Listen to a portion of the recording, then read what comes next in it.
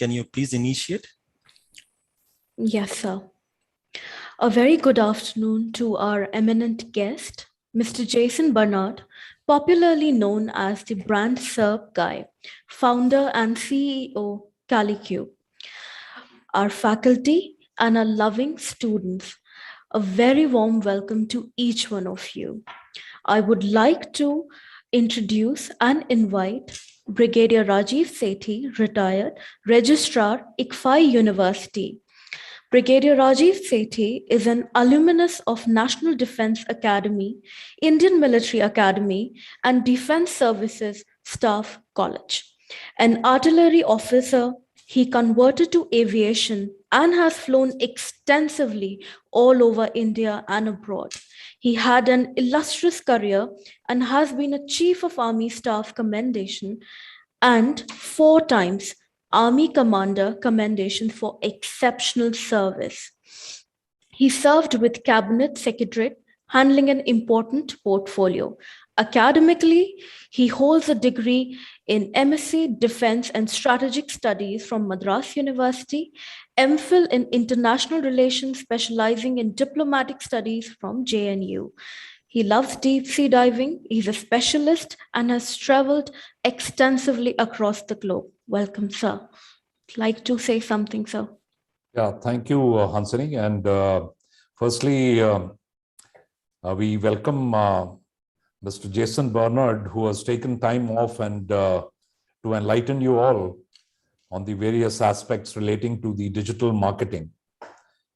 As I see that you go on to Google searching for anything, and suddenly you find that all your recommendations from the various sites, like yesterday itself, I was looking for a sandwich toaster, and I was surprised in the morning that the moment I opened my Facebook, the recommendations of various all kind of sandwich toasters was available. When I went on to our Amazon, again, I was surprised to see that recommendations of the same were being thrown up at me, despite the fact that I did not open any of those sites. What it means basically is that it's an era wherein anybody who wants to succeed in the marketing field would require to have enough knowledge of how this whole system works and how are you in a position to influence your target audience by participating or by, let's say, being part of the digital marketing techniques. We have amongst us Mr. Jason Bernard, who happens to be an expert in this particular field and would be able to enlighten you all onto this. Thank you very much. And back to you, Hansini. Thanks. Thank you, sir. I would now like to invite Dr. Sanjeev Malviya, who is our officiating Dean IBS IUD. Sir has a doctorate in management and is NET qualified.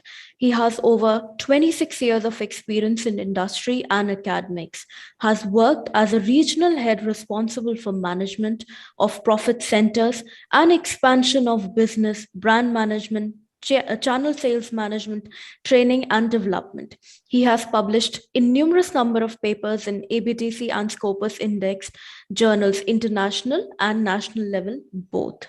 He has conducted several workshops and seminars as keynote speaker on career development and business communication and various diverse areas of business management. I would request, sir, to invite our speaker and welcome him.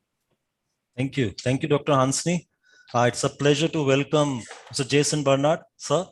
I welcome you to this thought leader session of ICFI University. To all my students and all the participants, Mr. Jason is a versatile personality. He is not only a digital marketeer, the brand SERP guy, he is also a musician, he's a screenwriter, a songwriter, a creator of the cartoon Blue Dog. It's a pleasure welcoming you, sir. Thank you very much. I extend my welcome to Brigadier Rajiv Sethi, sir, our registrar. It is under the leadership of Brigadier Rajiv Sethi and our Vice Chancellor that ICFI University, Dehradun has made significant achievements. It's a pleasure sharing with you, sir. We are amongst the top 50 universities globally in industry initiatives. We have the prestigious QS iGauge Elite certification. This year, we have been ranked 45th by the Times Higher Education Impact Ranking. And for all my participants, I'd like to share a brief about our keynote speaker, Mr. Jason Bernard. As I've told you, he's the digital marketer of global fame. He specializes in information brand SERP, search engine result pages, optimization, and knowledge panel management. He is the founder and CEO of CaliCube. This is a groundbreaking digital marketing company that through their Pro SaaS platform has helped clients optimize their brand SERP and manage their knowledge panel. The company leads the world when it comes to analyzing the brand SERPs. The company is based in France and serves the clients worldwide. He is a highly versatile individual, whether it's his careers into cartoons, his careers in professional rock music, founder of multiple companies. He is an author, speaker, podcast host. Mr. Jason is a regular contributor to leading digital marketing publications such as Search Engine General, Search Engine Land, and he regularly writes for others as well. He is a globally renowned speaker. Major marketing conferences worldwide regularly invite Mr. Jason to speak about the brand SERP and knowledge panels. He has been the podcast host with his Jason Bernard show. He's become a weekly staple in the digital marketing community. It has spanned into 3 seasons of his podcast. Over 180 episodes are available and it's still counting. The conversations are enlightening, intelligent, interesting, and are always a fun. He has founded multiple companies, CaliCube in France 2015, WTPL Music in France in 1991, up to 10 in Mauritius in 2000. It is a production company specializing in TV, television, web, and music for children.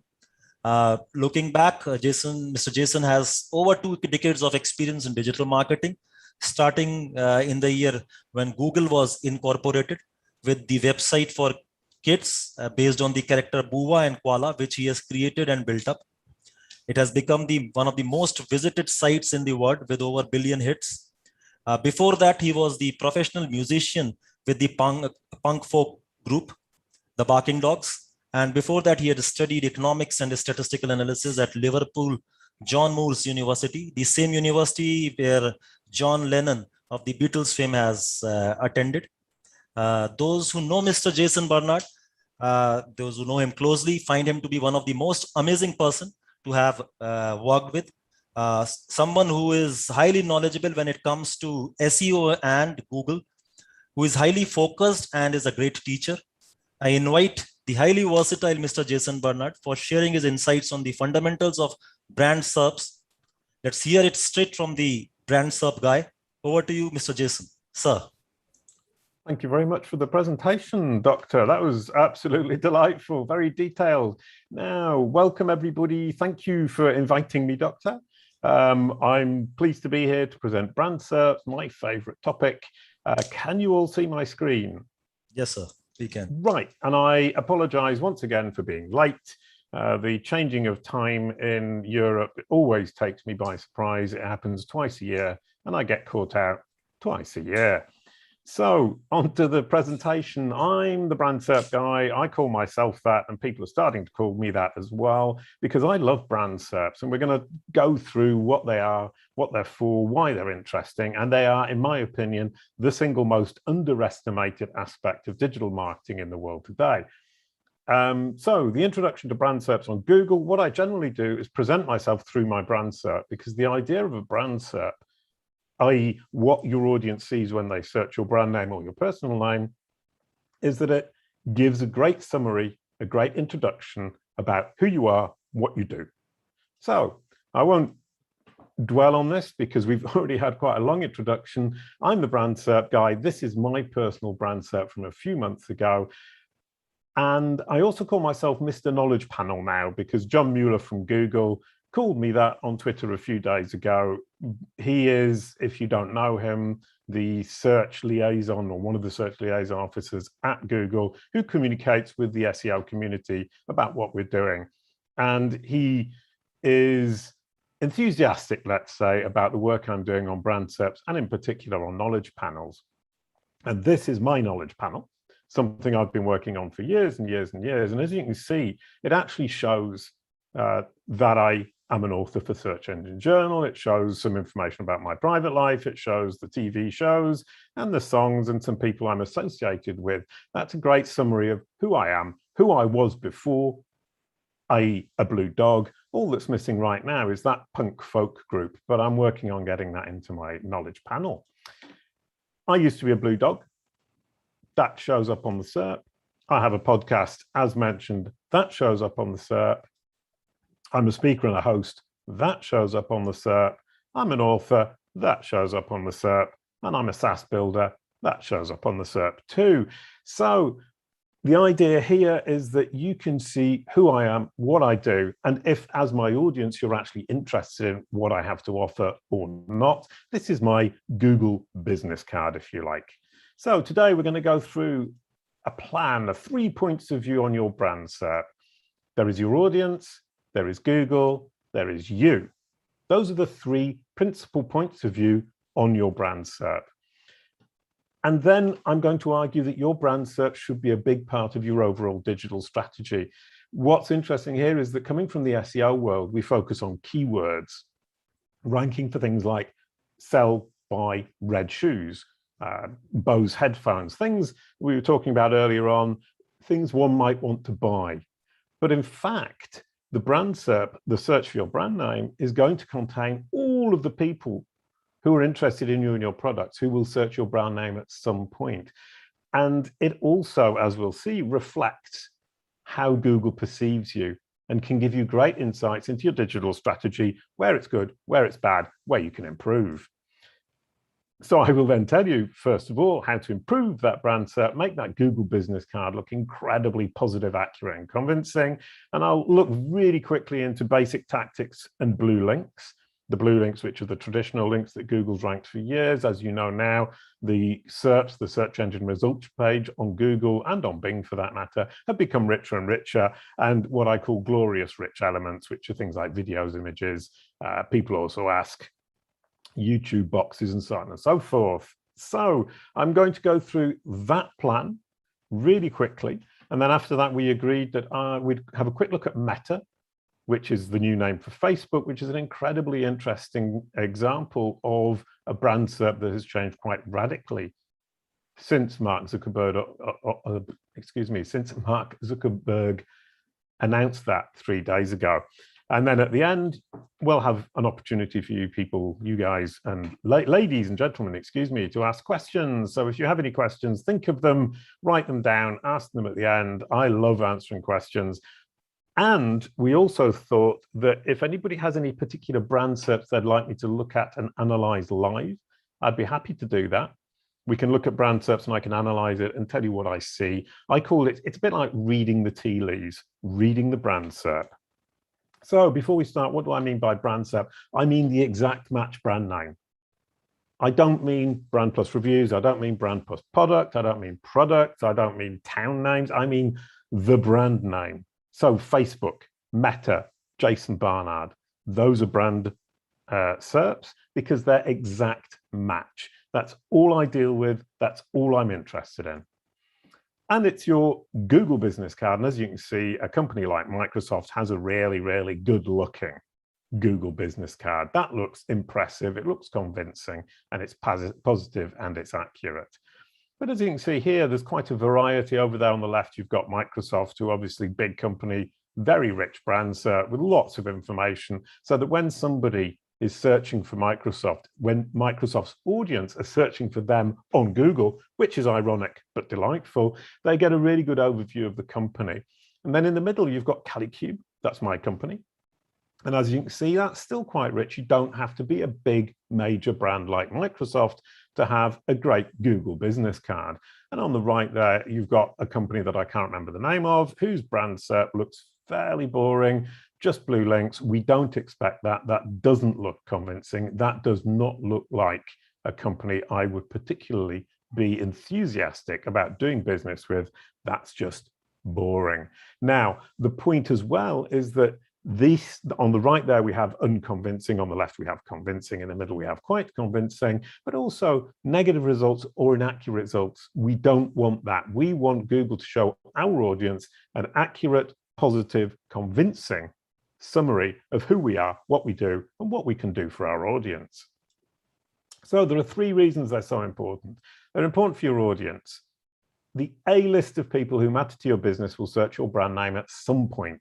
Clients, prospects, investors, partners, potential hires, in your case, potential students, parents of students, potential lecturers or professors or doctors to come to work at the university. It's incredibly important that when they search your brand name, that they see something positive, accurate, and convincing, because that is your business card. You give a business card to somebody when you meet them in person, they then look you up on Google and put your business card in the bin. And now, with the pandemic, obviously, while we're on Zoom, everybody is now Googling Jason Barnard to find out more about me and to see if my brand SERP really does look as good as I showed it earlier on. So during these Zoom meetings, people are actually looking you up, looking at your Google business card to find out more about you. And also a prospect who's about to buy from you will look up your brand name at some point, or a client who will navigate to your site once they are a client will go through Google, because they will search your brand name to click on that first link, but they will still see that Google business card potentially multiple times a day. That is an important audience. That is on its own a good enough reason to focus on your brand SERP. But it's also important for Google. It's Google's assessment. It's Google's opinion of the world's opinion of you. If that brand SERP is positive and accurate, that means Google sees you. It understands you, number one, but it sees you as an authoritative, expert, potential solution for its users in the wider world of SEO. So Google's assessment of your expertise, authority, and trust, EAT, this is a real buzzword in the SEO community now. So I would advise you to really research it. Inbound links to Google, to your website, sorry, were always very important to Google, but that is now only one small part of how Google measures your appropriateness, your credibility as a solution for its users. Expertise, authority, and trust are reflected in your brand SERP. If your brand SERP is full of negative reviews, that means Google feels that you are not trustworthy. That is a very bad sign for your wider SEO strategy. So Google is using your brand SERP, or you can use Google's brand SERP, your brand SERP on Google as a great way to look into how Google perceives your brand, whether it thinks your brand is a credible solution for its users in the wider SEO world.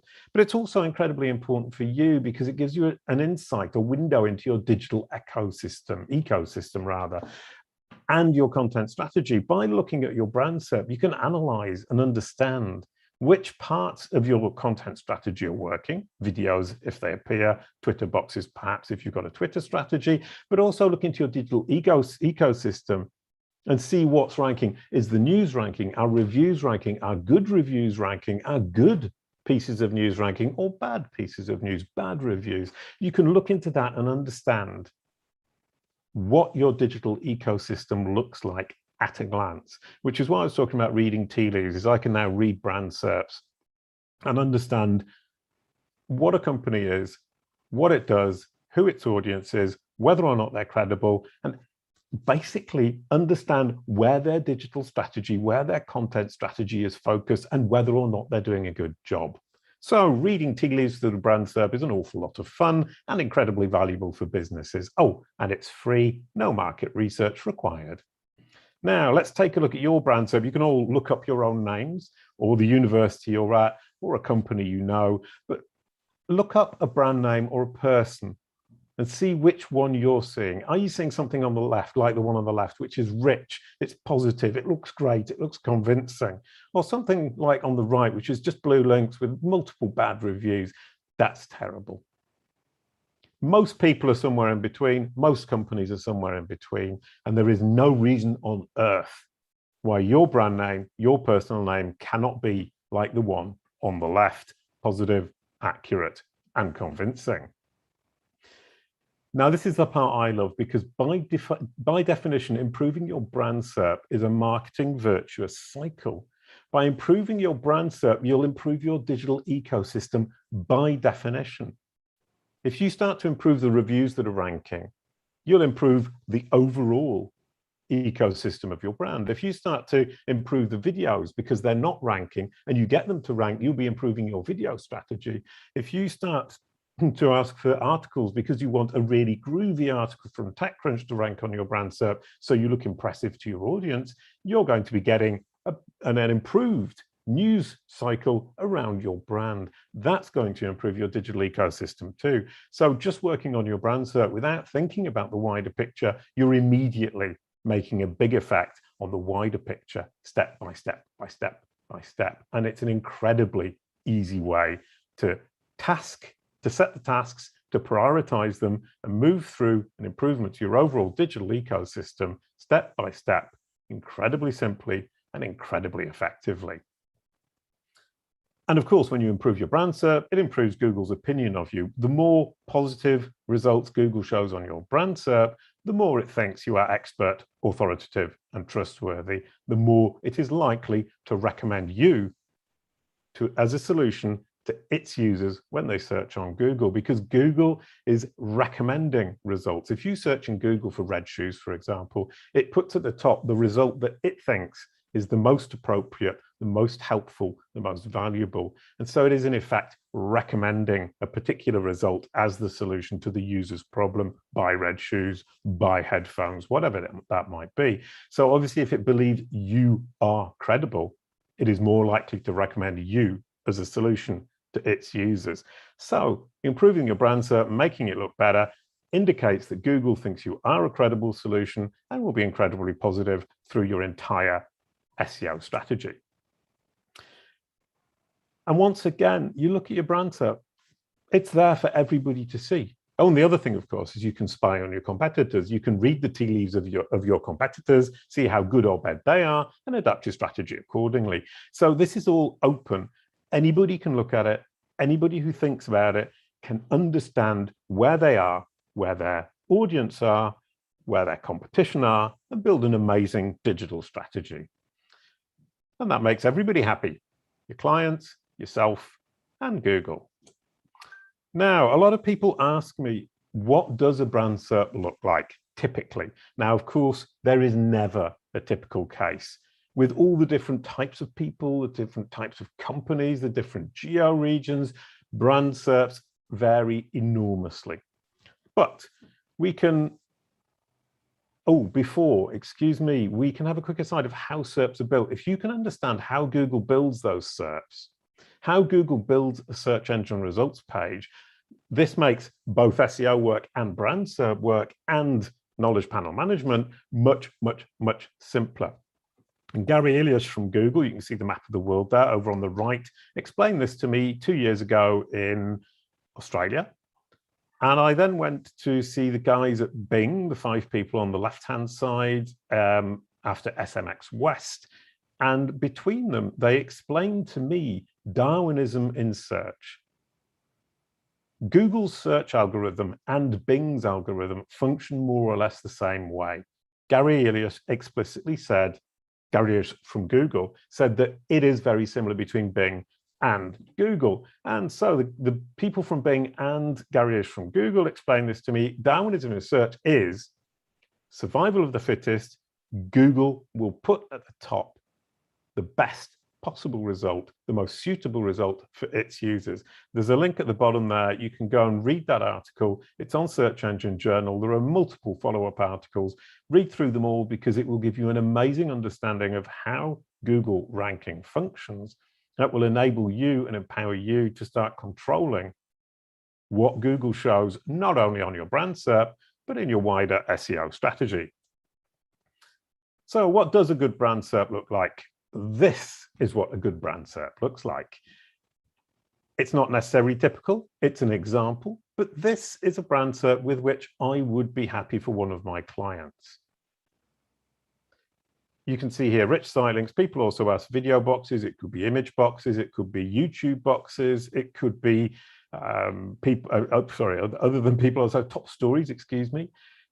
All of these rich results Those are what I call rich results. They're the ones that make you look impressive. But then you always have these blue links mixed in with potentially some great reviews there, which make you look impressive to your client base. Reviews are incredibly important for your brand credibility. And on the right-hand side, you would ideally have a knowledge panel and a people also search for box on that right-hand side. Knowledge panels being Google's summary of your brand, or in the case of a person, the person. So on the right-hand side, we're looking at facts. On the left-hand side, we're looking at recommended content that it feels your users, your audience would be interested in. And you want all of that to be positive, accurate, and convincing. And that measurement there, SERP quality, is a measurement we've developed at Kalicube that allows our clients to understand how qualitatively great their SERP is or how qualitatively bad. And you also want control. The point about control is that if you can control your brand SERP, if you can control all the results on that brand SERP, then you can make sure that it's quality and it reflects on you positively, accurately, and convincingly. Generally speaking, you'll see 7 blue links. It can vary. Anything from 4 to 10 blue links would be reasonable. The number of blue links doesn't depend on any particular ranking factor, except that Google will tend to put more blue links when the term is ambiguous. So if you have an ambiguous brand name, you will probably have more blue links. Or if it thinks there is a phenomenal amount of incredibly interesting information that it cannot leave to one side. But 7 is a good number to aim for. And then 3 rich elements. You can have 4 or 5. We saw Microsoft earlier on had 4 or 5. They had the map pack too. You can sometimes get them, but generally speaking, Google will tend to swap them in and out. So 3 is a good number to aim for. If you can get 4, looks better, but isn't probably achievable for most brands. If you have less than 3, it means that your digital strategy and your brand SERP strategy isn't up to scratch. Really, everybody should have 3 rich elements. And you should have a knowledge panel. Under 50% of brands worldwide have a knowledge panel. This is shameful, in my opinion, simply because there is no reason for you not to have a knowledge panel. Google wants to understand the world. The knowledge panel represents its understanding of your brand, or you as a person, or perhaps your podcast if you have a podcast, or a product, or whatever it might be if you're searching a brand name, an entity name. So if Google has understood and it feels that that information would be useful to its user searching your brand name, it will show a knowledge panel. There is no concept of notability for actually having a knowledge panel. Unlike Wikipedia, which has a concept of notability, Google simply wants to understand. And it's up to you to ensure that Google understands. And if you think about this like educating a child, Google is a child thirsty for knowledge. It's a child who doesn't know, but who wants to know, who wants to understand. And it's up to you to educate that child who you are, what you do, who your audience is. Then you will get that knowledge panel on your brand SERP. Now, how to improve your brand SERP. This is the more practical area. Generally speaking, this part lasts much longer because I'm speaking to SEO professionals who really want to dig into the details about exactly how to improve their brand SERP. Today, I'm just going to go through the general concepts behind improving your brand SERP element by element. Now, we start off with the blue links, the rich site links, excuse me. You can see there on the left, we have Kalicube with About, Podcast, Kalicube Pro, Client and Contact. The idea here is that Google will put these rich site links underneath the homepage for your brand, and they are a way for your audience to navigate to an appropriate part of your website without having to go through your homepage. So they're great for user experience, and as you can see, they give you control over a nice big chunk of brand SERP real estate. Now, the reason I've given some details here is that I want to emphasize that this is stuff you control.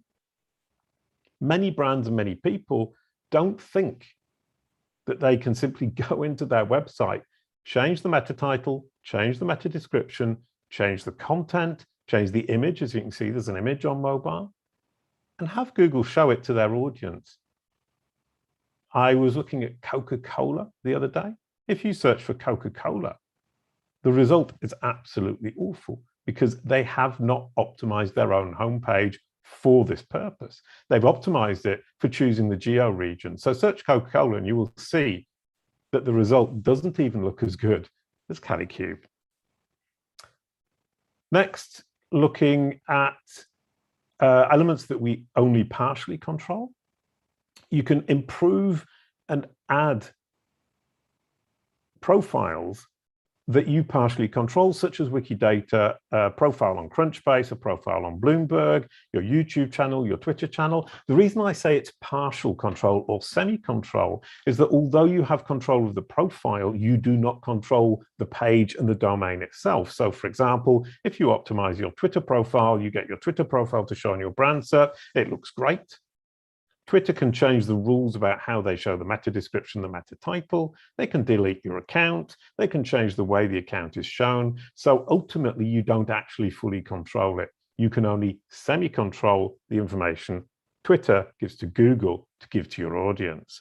Same thing for YouTube, Bloomberg, TechCrunch, and Wikidata, but they're definitely worth improving because if you can control them even partially, you can make them look great for your audience when they search your brand name.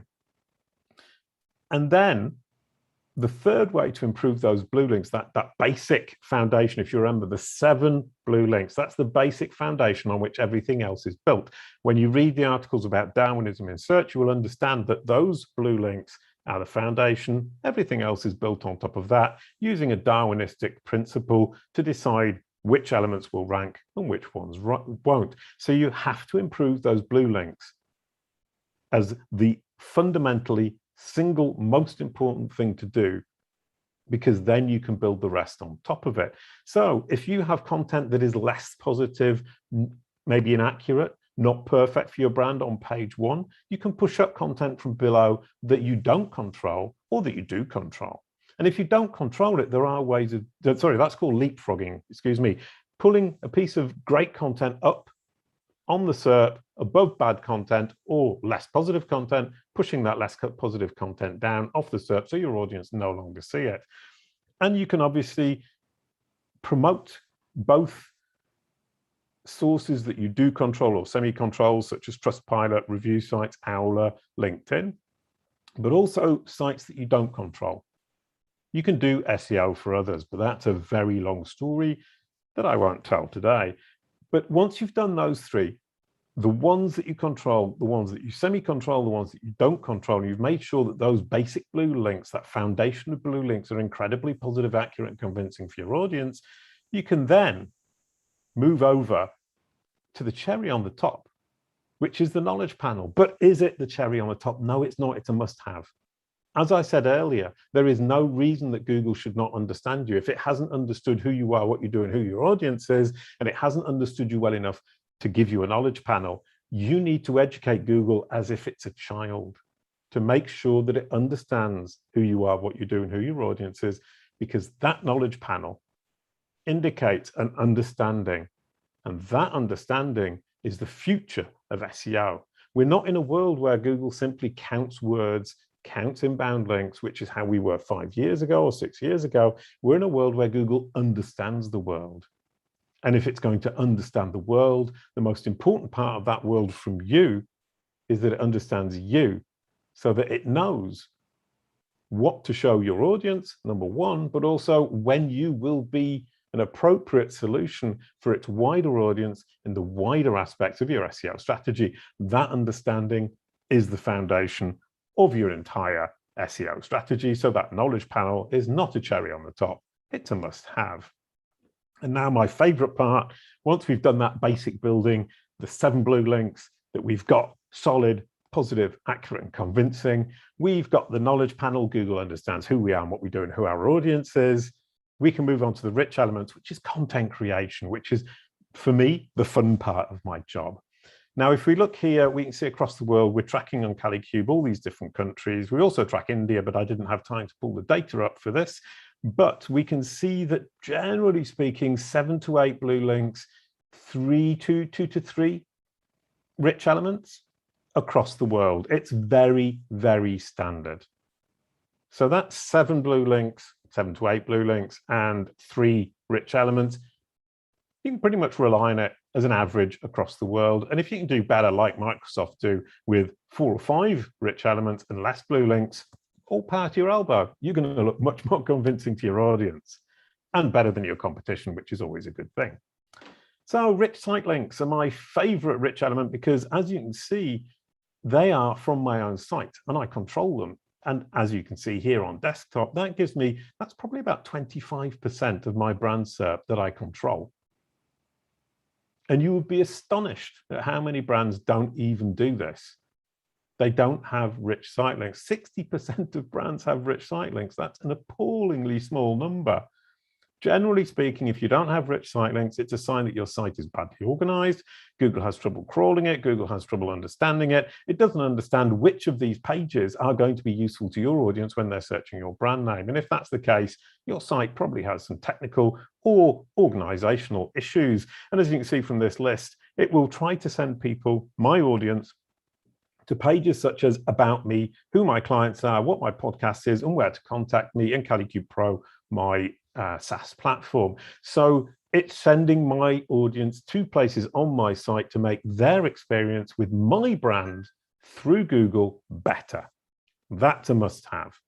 And then image boxes. They appear much more than I thought they would, 25% pretty much across the world, depends on the country. Image boxes are those boxes where you can see the images from your company. And what you will find is, for a person or a company, it's often a bit of a mess.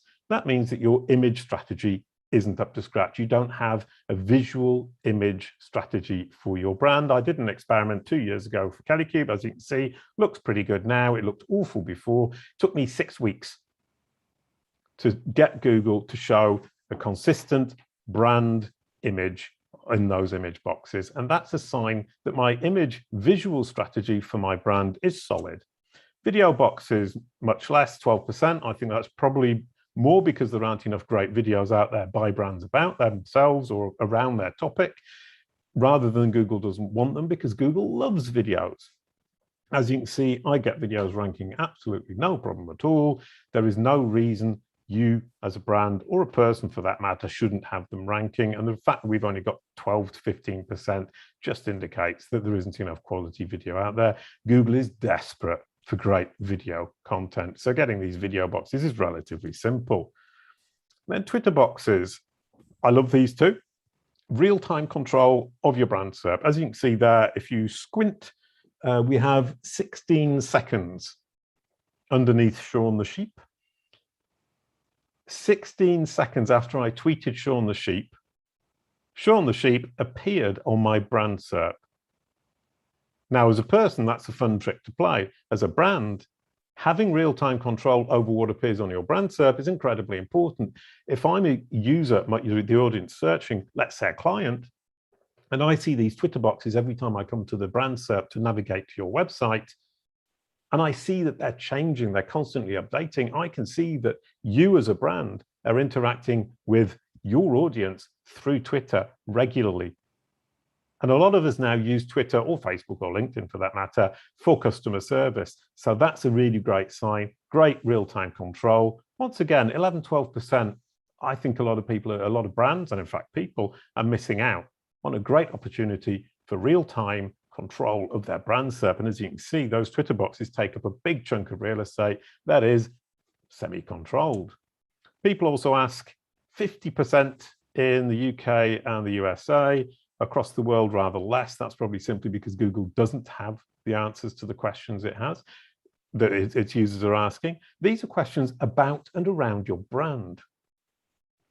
You would be astonished at how few brands actually answer any of these questions about themselves. How few brands have any of these people also ask results that link back to their own site. This is my client. We have them all.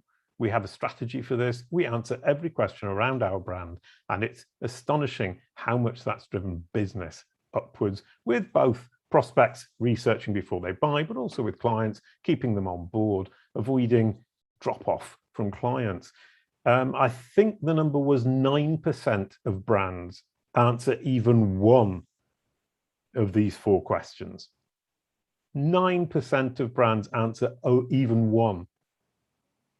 That is astonishing. They don't answer questions about themselves. They allow forums, review sites, competitors to answer questions about their own brand to their own audience. That is foolish in the extreme. I would suggest that should be a priority for every brand. And as you can see, people also have been growing astonishingly fast. In less than a year, the number of brand SERPs that actually contain people also ask has gone up from 32% to 52%. It's growing phenomenally fast around the world. I would imagine that people also ask will probably hit 70, maybe 80% within another 6 or 7 months.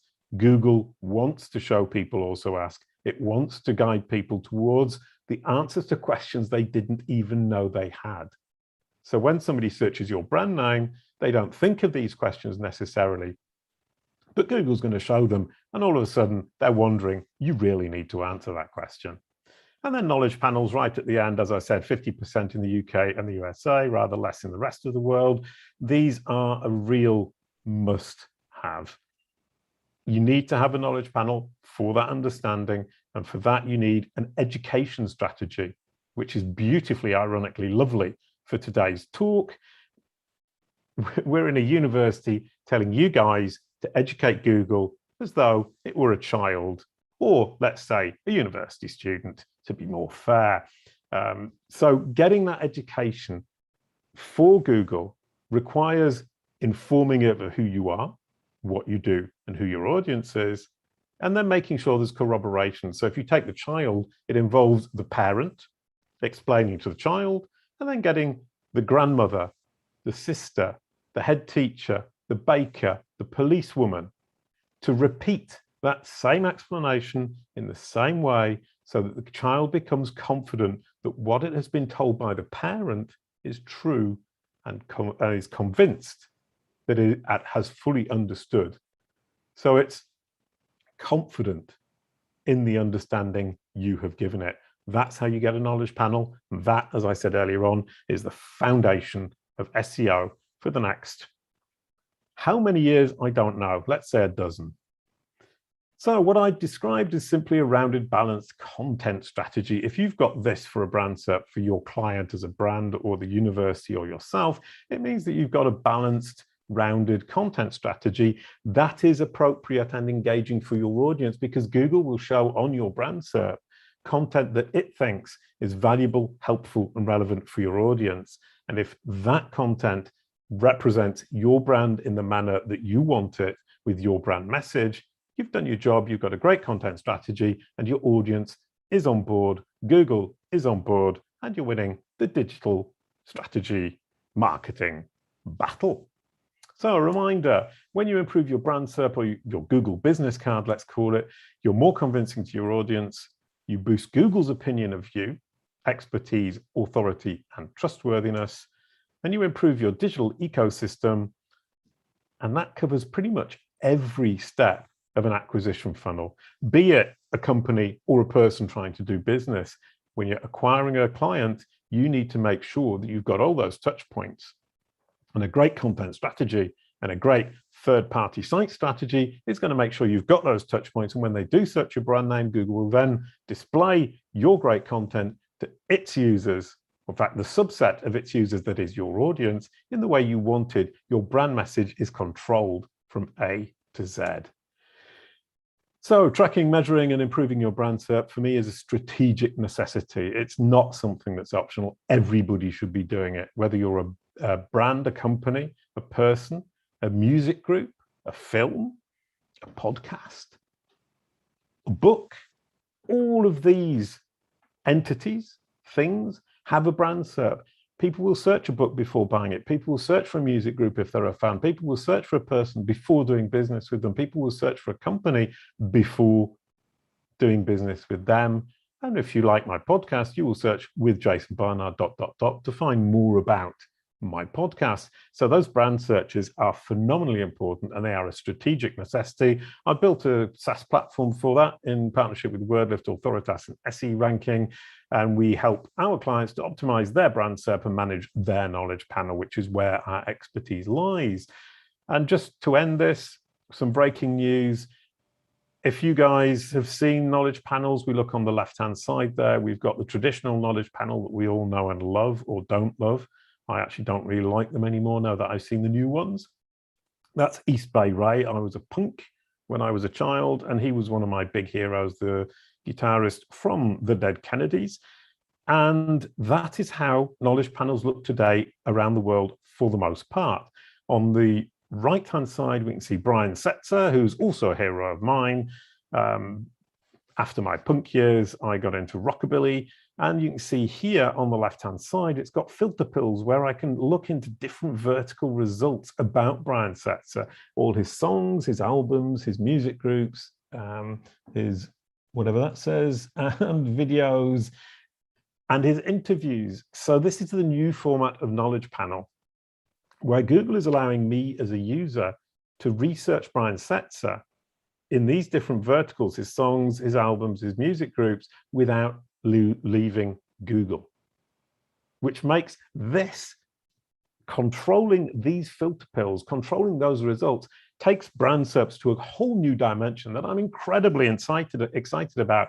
And now we've got a latest and greatest is that they now put them at the top, making them more visible, more difficult for users to miss, and controlling not only that immediate brand SERP on the left-hand side and the right-hand side in the knowledge panel with that facts that Google is giving our audience, but also controlling the listen, the videos, the songs, those different verticals. As you can see here, I've put on the right-hand side what appears if you click on songs, controlling those songs that I have written, making sure that Google shows the correct songs with the correct images. Right now, the images are not correct. We started an experiment a month ago, and I'm trying to get those images to update to images that I choose to show my audience when they're searching the songs that I have written. So that's the next exciting stage in brand SERPs, and that's something we're a brave new world that we're breaking into and that I'm incredibly excited about, because this is where we're going. Thank you very much. That was an introduction, to brand SERPs on Google. I hope you enjoyed it.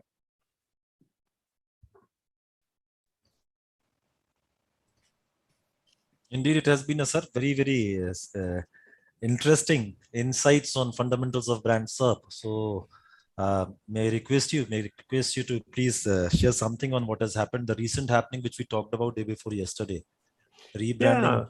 Yeah. Well, Facebook's rebranding was Facebook's rebranding to Meta.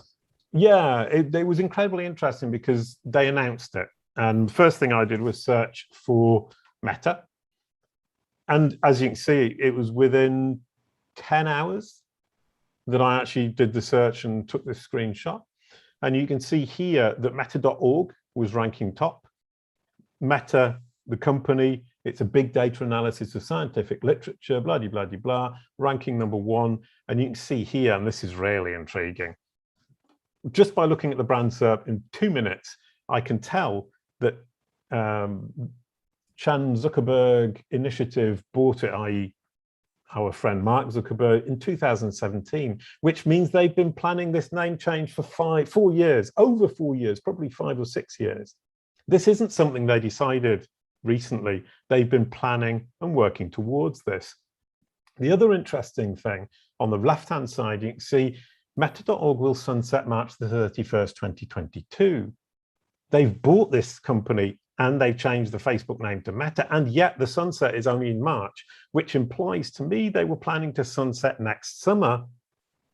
Sorry, sunset in March to change the name in the summer, and they've been forced to change the name early because of all the bad news that's been coming out recently. So just looking at this brand SERP, I've already understood what their strategy was, how long it's been going on, and how recent news has messed with that strategy. But I can also see that they've done an incredible job of updating the information. You can see here, this is obviously about meta.org, the company. And you can see further down, you can actually see it on this screenshot, you can see the pages that Facebook created. You can see also, I also went to look at, they updated the Wikipedia page, they updated the Wikidata page, they updated Crunchbase, all within a couple of hours of the announcement. So they had planned a strategic rebranding of these sources that educate Google, and 3 days later, boom. And it isn't just because it's Facebook, it's because they planned, because they educated the child. They made sure that all these changes were made, that Mark Zuckerberg announced it. And then the grandmother, the sister, the policeman, the head teacher, the baker, all of them repeated exactly the same information straight away. So Google, the child, changed its perspective and understood what was happening. And now it's ranking Facebook Meta on the right-hand side. It's ranking Facebook, they're number one. The first blue link is Facebook. The third one as well is Facebook. That's a phenomenal piece of re-education that Facebook managed to do. And also it indicates that Google is actually very sensitive to this, very time sensitive.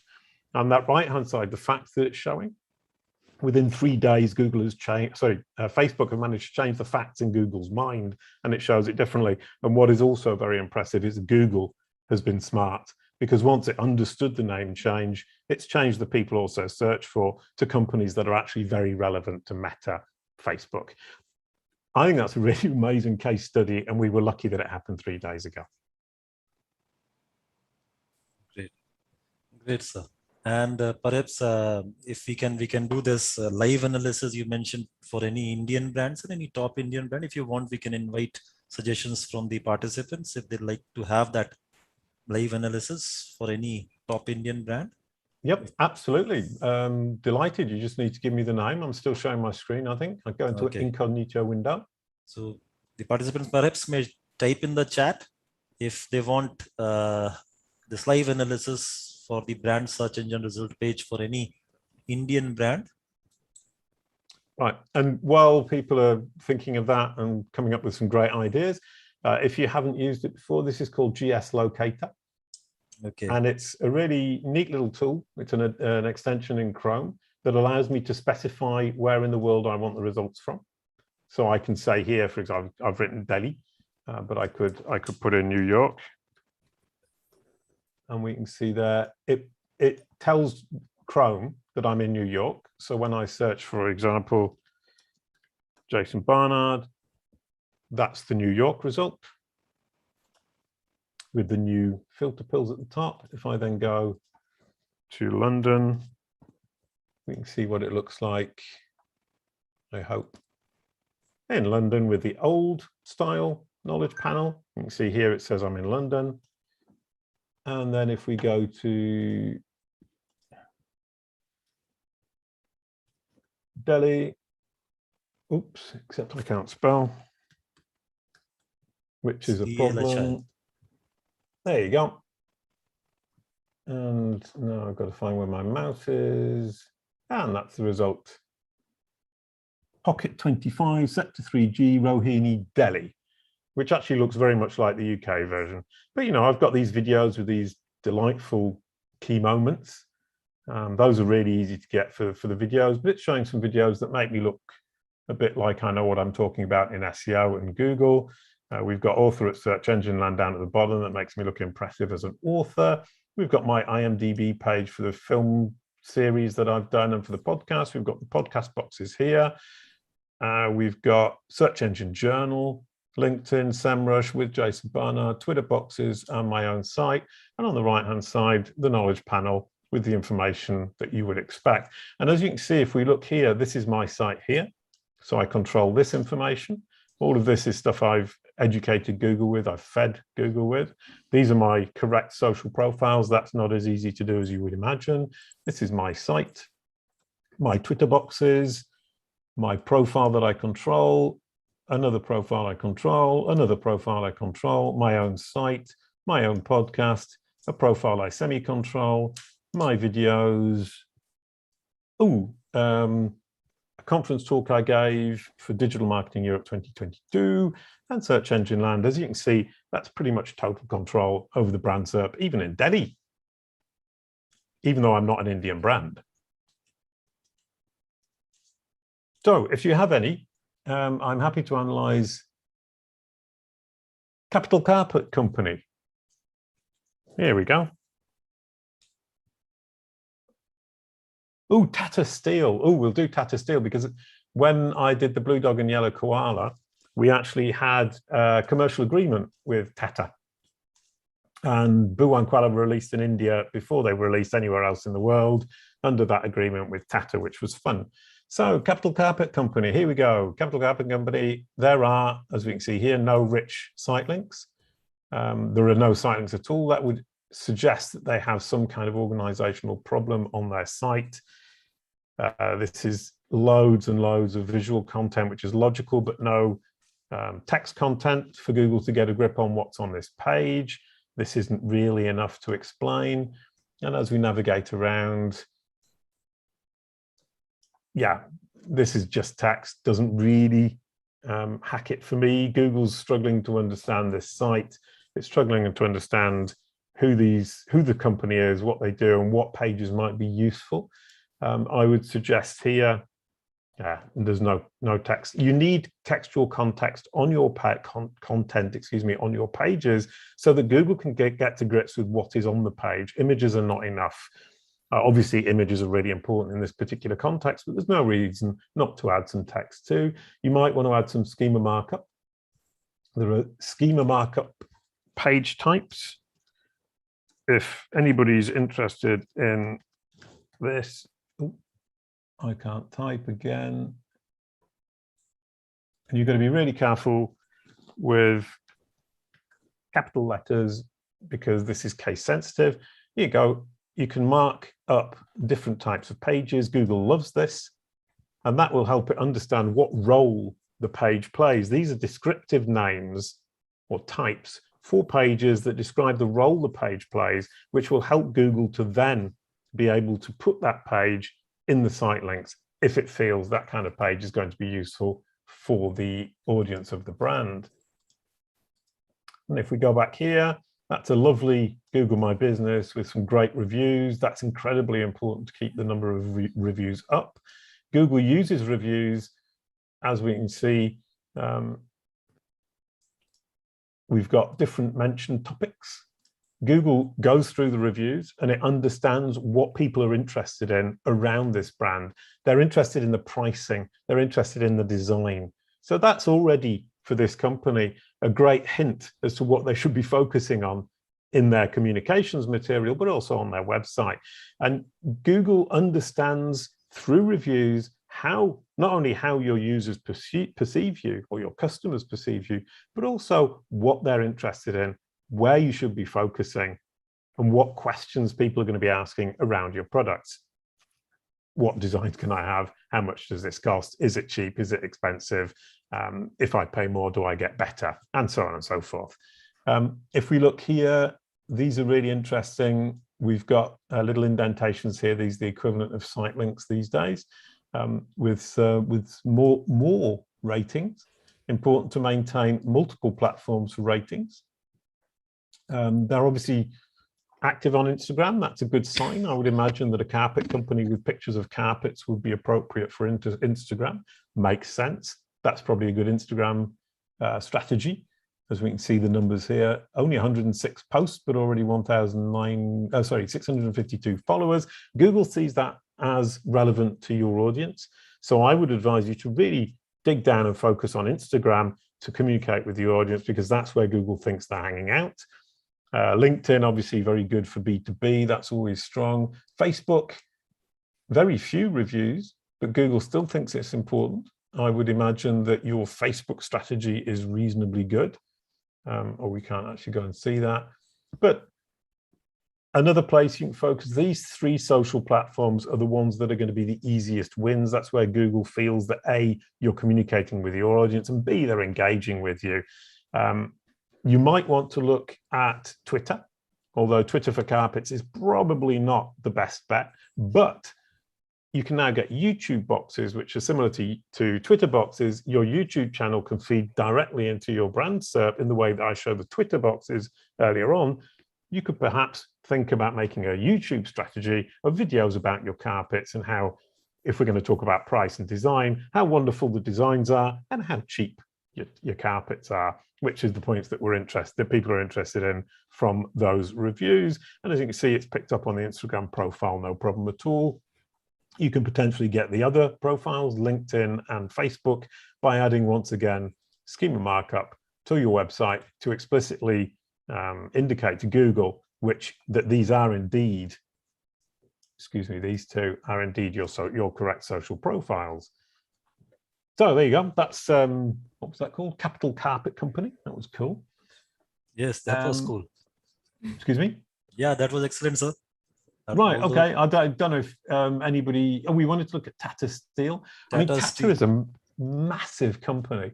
So what's interesting here will be to look at. If I look here, if I look at Tata. Ooh, that's wrong. Tata. There you go. Automotive manufacturers Tata Motors. Now, what it doesn't seem to have understood is who the parent company is. Why is Tata Motors coming up first as opposed to the Tata Group? Here you go. That's not logical. That means Google hasn't fully understand the structure of this company, that the Tata Group is at the top and all of these subsidiaries are underneath. So either Google hasn't correctly understood, or users in India, when they type Tata, tend to be thinking about Tata Motors and the cars, which indicates that Tata's most powerful B2C product is going to be the cars. And that's perhaps where they can focus their business strategy, because they really do seem to be nailing it. And I can see Dr. Premi nodding, because I think you're saying that, yes, indeed, it is the cars that drive their business. Yes, right. sir. Okay. Sorry, go ahead. I'm saying yes, sir. Right. I mean, and that's an interesting point, because I don't really know the company. My immediate reaction was, oh, Google doesn't understand. But in fact, Google's understood much better than I had immediately thought. Google's understood what people are interested in. So it's understood the company and its structure, and it's showing what people are interested in. So my initial knee-jerk reaction was actually wrong. And you can see here, see results, 3 see results about the group, Tata Steel, and Tata Consultancy Services. Google has a great grip. Oh, if anybody here works for Tata or knows somebody at Tata, they really should claim this knowledge panel, because whoever claims the knowledge panel can actually start asking Google to edit it. Gives you a certain amount of control. And as you can see, you can automatically claim it through the Twitter account, the Facebook account, or either of these two officially recognized sites if you control them in Search Console. That goes for any entity. If you see this claim button, claim it if you can, if you own it, if you're part of that company. Now, if you go to Tata Steel, they have claimed it. So the Tata Steel department or company have done their homework. Tata Motors, despite being the most popular, haven't done their homework. And if we look at Tata Group, they've done their homework too. There are gazillions of these. Wow, let's have a look at this. There you go. These all belong to Tata, it seems. Wow, that's a big company. And back to Tata here. Oh, sorry, Tata Limited. Sorry, we're looking at Tata Steel. So I'm getting confused now. Tata Steel was the question. There we go.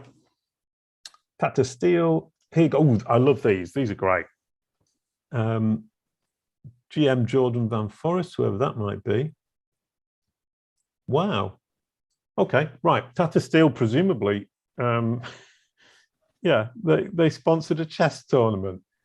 And so Google, in the knowledge panel, says Tata Steel Limited, piece of important information is winner. And it's a chess tournament. And their address. So here what Google is doing is the equivalent of people also ask. Here you go. It's the equivalent of this, but I call them entity statements. And it's facts about the company. Once again, like the people also ask, they really should be answering these questions. And they should probably start with, they should definitely start a strategy to try to get this changed to something more appropriate. The Tata Steel chess tournament is not an appropriate fact to have in their knowledge panel. And if we can see here, business-standard.com is answering for the address of the company. The company itself should be answering this question. Retain your customer, retain your prospect, answer the question, both because you want to retain your customer and your prospect, but also because you want to make sure it's factually correct. and that you control the information. Controlling the information that Google understands, this right-hand side, the facts about your company, phenomenally important. If you don't control it, you're leaving it to luck. You're leaving it to Google getting it right. And your competitors can potentially get in there and get some false information up on your brand SERP. If you control it, that generally won't happen. And Google can get it wrong. Google can misunderstand. Like a child, if you don't explain things clearly to a child, the child is likely to get bits of information from all over the place, from its friends in the playground. It will misunderstand.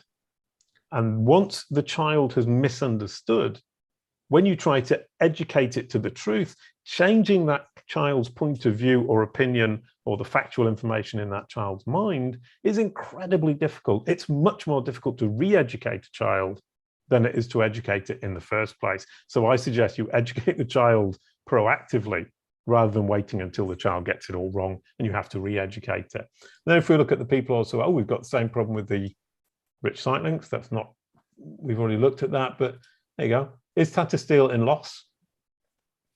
Business Standard again. Is Tata Steel owned by Tata Rapton Tata? Answered by Wikipedia. That's basically saying I'm letting anonymous administrators at Wikipedia manage what's said about my company.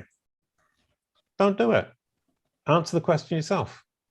Google wants the answer from you. Google's actively looking for the answer from the horse's mouth. And if you give it the answer and you give it the answer and you're convincing enough, Google will use your answer and not theirs. And Wikipedia might seem like this brilliant idea because it's got so much power and because Google understands a lot of its facts from Wikipedia, but that's now in the past. Wikipedia remains incredibly important, but it isn't the only way to educate the child. You can educate the child yourself. You don't need Wikipedia. You don't even want Wikipedia, in the sense that Wikipedia is controlled by anonymous administrators who know nothing about your business and can get it horribly wrong. Rand Fishkin, famous SEO, who's now does marketing on social, had his Wikipedia page deleted. He had to campaign to have it deleted because they got the facts wrong. Wikipedia editors were misrepresenting who founded Moz, how much money was put into Moz, who he was. They were misrepresenting his story, his life, his brand message. So he had it deleted. Now he controls it. Control of your brand message would ideally be without Wikipedia's interference. If you have a Wikipedia page, then the trick is to convince Google to take you more seriously than Wikipedia, because ironically, you are the best authority, the biggest authority on yourself, a bigger authority even than Wikipedia. All you need to do is convince Google that you are indeed trustworthy as that source. And I'll give you a demonstration. If anybody knows the Ace of Spades, I don't know, I'm a music fan. It's a Motorhead song.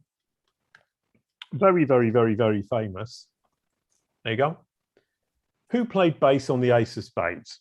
The real answer is Lemmy, who's very famous. And I'll show you who Lemmy is. He's very, very, very, very famous. There you go. That's Lemmy. This is Lemmy. He played bass on the Ace of Spades. He wrote the song. I played bass on a version of the song that nobody has ever heard of. And yet, when you type into Google who played bass on the Ace of Spades, it says Jason Barnard. Google trusts me as an authority on myself so much that it's willing to put this up. Oh, just to be really, really clear, I'll zoom in. I don't lie. I say, in a manner of speaking, Jason Barnard did play double bass on Motorhead's song, The Ace of Spades. Jason Barnard played double bass and toured extensively with French folk punk band The Barking Dogs over 8 years, blah, blah, blah, blah. Basically, I say I didn't play on the version that everyone's thinking about. I played on a version that nobody's ever heard of. But this is a point, is that I can actually override Wikipedia, because Google trusts me as an authority on myself more than it trusts Wikipedia as an authority on Lemmy, which is deeply ironic. So these questions should all be answered by Tata Steel themselves on their own site. And another interesting point is, as you see here, if you're wondering what questions people ask about and around your brand, look at the people also ask on your brand SERP, click on a few results, and as you can see, the list just goes on and on and on. And all of these are questions that I can, all of these are questions that I can usefully answer about and around my brand that my audience are necessarily interested in. Google, who has the biggest data set ever in the entire universe, is telling me these are the questions that are important to my audience, and it goes on and on. Crumbs, there you go. So if you want a strategy to figure out which questions you should be answering around and about your brand, there you go. Easy. It's amazing. Very interesting examples which you have given, sir. Google trusts you more than Lemmy itself. Yes, information on it. Excellent. Poor Lemmy. The thing is, I actually didn't intend that to happen, but the idea was who played double bass on the Ace of Spades, because I played double bass, he plays bass.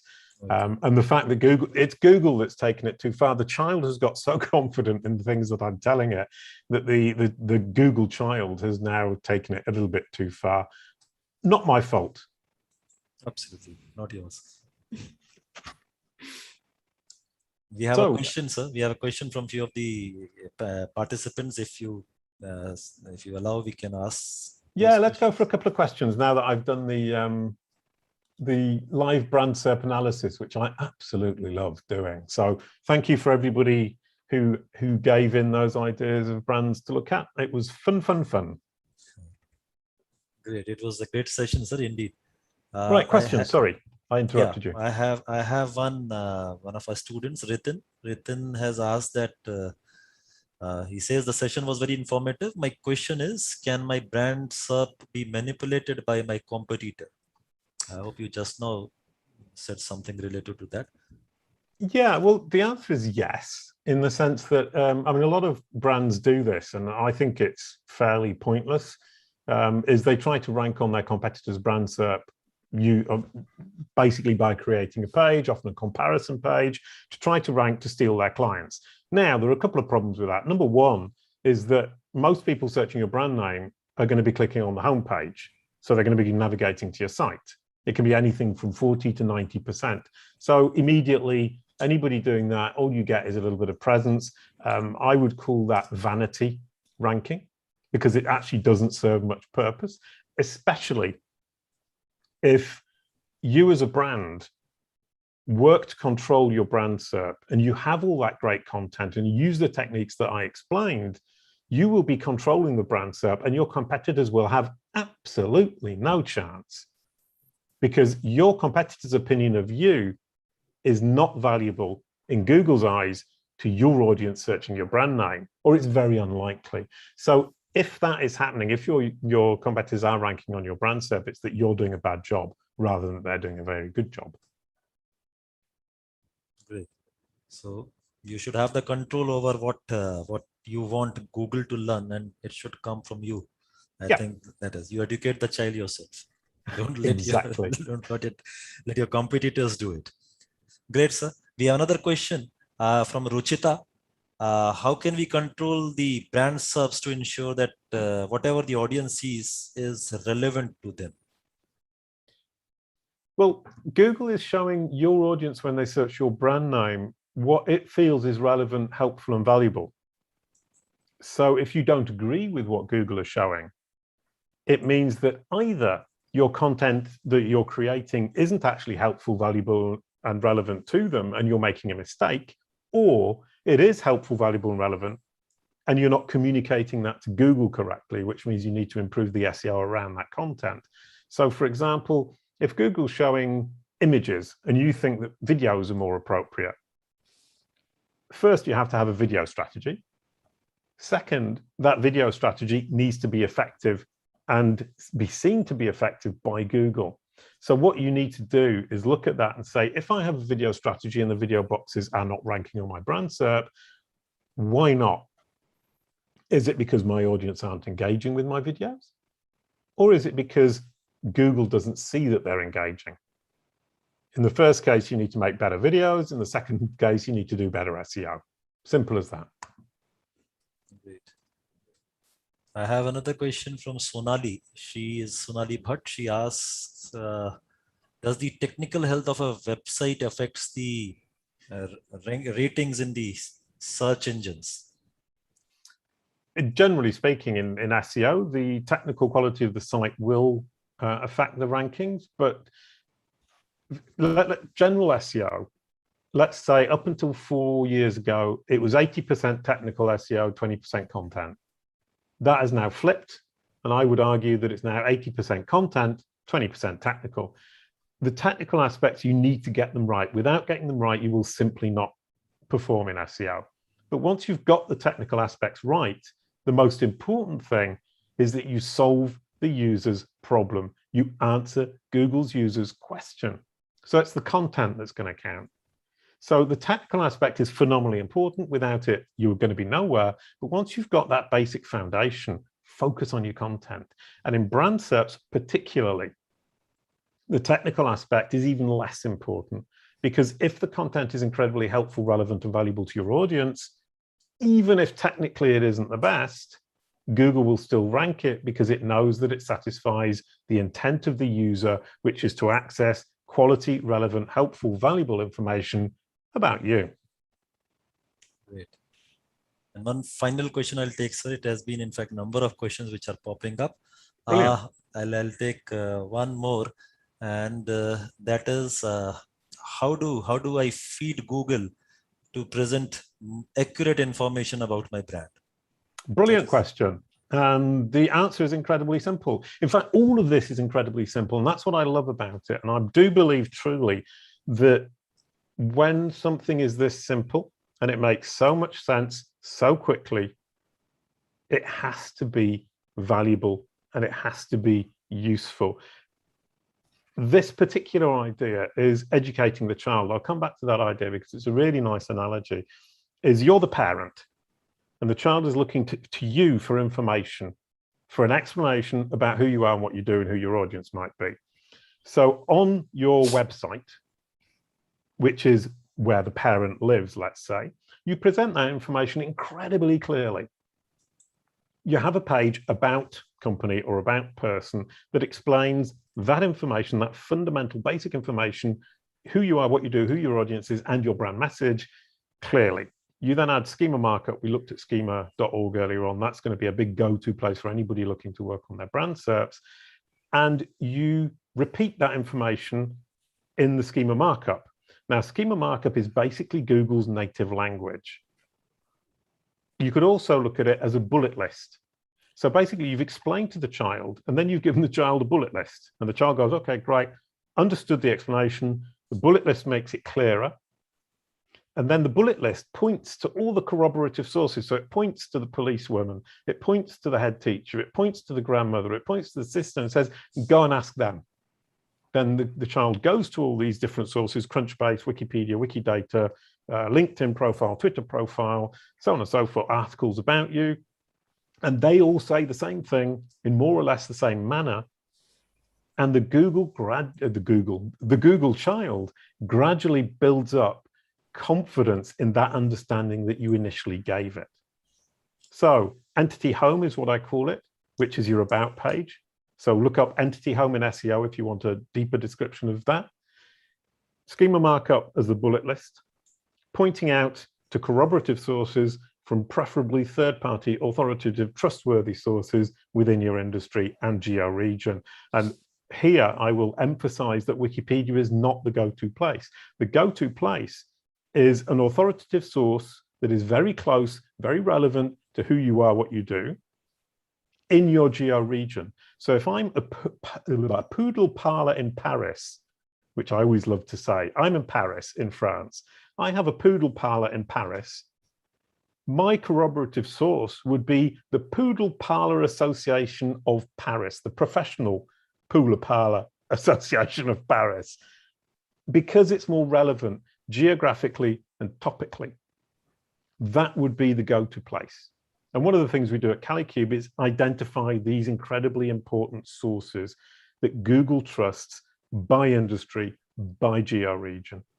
And if you can do that, you're going to nail that understanding, and you're going to control the knowledge panel, the brand SERP, and your brand message through Google's representation of you to your audience when they search your brand name. Excellently explained, sir. Thank Pretty you. much I clear. could have been a teacher. Yeah, you are an excellent teacher, sir. So I don't want your job. It is an excellent session which you had, Dr. Hansni. Yes, sir. Thank you, sir, for this lovely, knowledgeable session. And, sir, I would like to invite Dr. Sanjeev Malviya to present the vote of thanks. Thank you. Thank you. Thanks a lot. Thank you, Mr. Jason Barnard. This has been indeed a wonderful session. Some very valuable insights on fundamentals of brand SERPs optimization have been shared by you. And you have covered all the vital aspects I have seen with sufficient clarity and conviction. You have rightly pointed that that analogy of Google is a child who wants to know you, and you should be in fact teaching him and teaching him proactively. I like that analogy. And yes, you have mentioned in somewhere I have seen that your brand SERPs are your modern digital business cards, and perhaps this is the best metaphor for the importance of the brand SERP. Tracking, analyzing, and optimizing your brand SERP is significant for every brand, irrespective of the size, location, or the industry. Making Google know you, enriching its knowledge panel, it's a must-have. Thank you, Mr. Jason. Thank you for taking out time from your extremely busy schedule to interact with our students and all the participants. Our sincere appreciation to you for bringing clarity in the perspective of these young minds. Your views reflect your decades of professional experience, and we thank you for this memorable session. And we indeed look forward to you joining us for another session in your future. I also take this opportunity to thank our Vice Chancellor, Professor Dr. Hargopal Reddy, and our Registrar, Brigadier Rajiv Sethi, for their support and encouragement. My appreciation to all my faculty colleagues, Dr. Amit Joshi, Dr. Raghavan Sharma, Dr. Hansni, Dr. Rashmi, Dr. Saurabh, I can see Dr. Puneet, Dr. Imran, Major Dr. V.N. Saxena, sir, Dr. Deepthi, and the technical coordinator and support team of Mr. Mohit Arya, Himanshu, Mr. Praveen, and Unnati, my MBA students, the support group, which is there for contributing in organizing these events. My sincere thanks to all my faculty and staff colleagues and to all the participants. Thank you, Mr. Jason Barnard, once again. Stay happy, stay healthy. We look forward to see you in near future. Thank you, sir. Thank you very much for inviting me. Thank you for everyone for listening. It was delightful. It was absolute pleasure, sir. Same here, sir. Thank you. Bye-bye, everybody. Bye, Have a great day. Bye, sir.